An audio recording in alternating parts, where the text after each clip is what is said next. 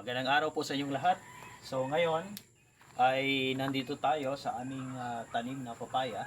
So nakikita nyo. So nung lumaki ito ng ganito, nakita ko ay meron siyang bulaklak, no? And alam ko agad this is male papaya. So alam naman nating lahat na kapag male papaya, it's either dalawa lang ang pwedeng mangyari. Hindi siya mamunga or mahirapan siyang mamunga, no? So, ang plano ko sana ay i-ano na lang to. I-demolish or i-cut, patayin na lang kasi para magtanim ng ibang pananim dito sa area na to kasi sayang naman, mataba kasi yung ano dito, yung lupa. Kasi dito namin nilalagay yung mga ano namin, yung mga tawag yan, yung mga ginawa namin itong compost pit, no? Diyan namin nilalagay yung lahat ng mga biodegradable materials galing sa aming kusina. So in this case, itong papaya na to, nakikita nyo, so meron siyang male flowers, no? Ayan, no? Ang dami. So ang possibility nito ay hindi siya mamunga, no? To. So gusto ko sana itong alisin, ha, pero nag-research ako at nanood ako ng mga YouTube videos.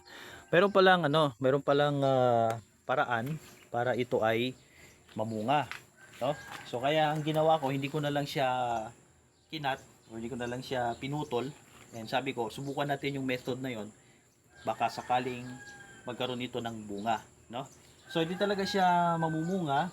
So mahirapan talaga siyang mamunga because it only contain the male reproductive part, no? Yung kanyang stamen na nagpo-produce ng pollen. So wala siyang female reproductive structures, no? So in order for the fruit or yung ito para siya mamunga, dapat meron siyang female reproductive structures kagaya ng stigma na mayroong tawag yan na mayroong ovary, no? So, para sila ay mag-reproduce. Karamihan naman sa mga papaya ay hermaphroditic. Pag sinabi natin hermaphroditic, ay meron siyang dalawang parts ng flower. Meron siyang female and male flowers. Kaya nagkakaroon sila ng reproduction, no? Nagkakaroon sila ng bunga. So, ngayon, napanood ko sa YouTube, no? Simple lang pala yung gagawin, no? So, ito lang yung mga materials na kailangan natin. Meron ako ditong tawag dyan, stick. Ito ay galing sa kawayan. Pagkatapos tinulisan ko na yan, hindi ko na pinakita sa inyo. Tapos meron ako ditong kutsilyo and meron ako ditong martilyo. So tara, simulan na natin, no, kung paano natin ito gawin. So pagkatapos nito, no, ay siguro mag-antay tayo ng ilang weeks. Pagkatapos, titingnan natin kung ano magiging result nito, kung mamumunga talaga siya. Okay? Let's go!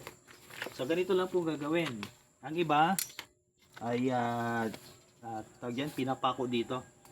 No? So, tingnan natin. Okay? So, gagawin ko dito sa pinakapuno niya. Yan. Kailangan tagos. Nakita nyo? Yan, tagos yung kutsilyo. Dito, kabilaan, no? Yan. Tapos, yan, gaganon lang natin. Yan. Then, lalagay natin itong stick na to. Babaon natin siya dito. Aha. Yun lang. Ang hirap kasi hindi natin siya yun. Okay. Tingnan lang natin.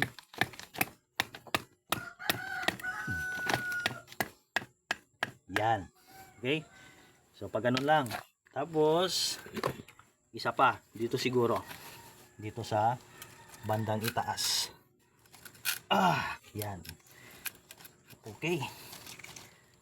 So, 4 yung ginawa natin, pero dalawa lang yung ating gagamitin. Kasi, masyado pang maliit yung kanyang puno. Okay? Let's go.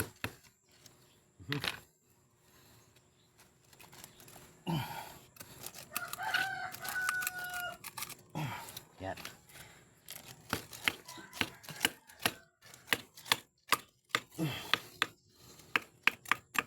Yan. Okay. So, nakita nyo, no? walang problema kahit pagka ganyan siya, yung kanyang mabiyak siya ganon, yung kanyang itsura, no? Provided na hindi siya nabunot, nandun pa rin yung kanyang ugat, no, sa ilalim ng lupa, nakatanim pa rin. So walang problema, no? So ngayon, no, tingnan natin kasi doon sa napanood ko na video is 3 weeks lang, no? Nagkaroon na siya ng result. Nagkaroon na siya ng bunga. So ngayon ay April, yun ngayon 19 ba? So tingnan natin, no? Mga second week ng May, no? Tingnan natin kung ano ang magiging result nito. Then papakita ko sa inyo kung totoo ang method na ito. Okay? So, yun lamang po. Maraming salamat. God bless everyone.